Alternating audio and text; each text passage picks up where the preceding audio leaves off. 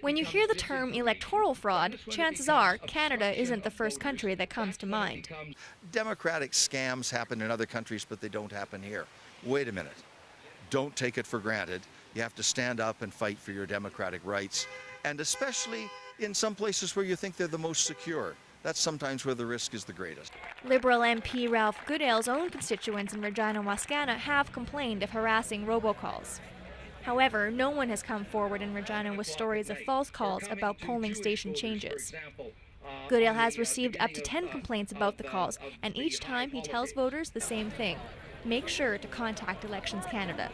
They've got more than 31,000 contacts to go through, so it's a massive investigation. And it will take them some time to do it.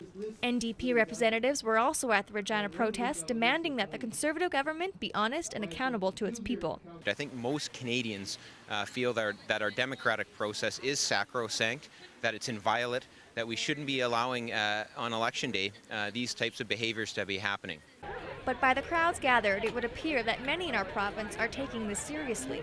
Close to 300 people came together here in the Queen City, and in Saskatoon there was also a strong showing. In the bottom line, regardless of whether you're left or right, you actually want to see a democratic Canada. You want to know that the vote's not being manipulated, it's not being suppressed, it's not being taken where when you tell people to go vote at the place that in fact doesn't exist.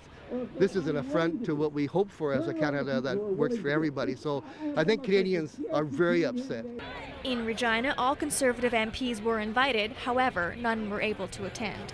Today's protests were in solidarity with over 24 Canadian communities and 40,000 individuals who've all signed petitions calling for an end to electoral fraud.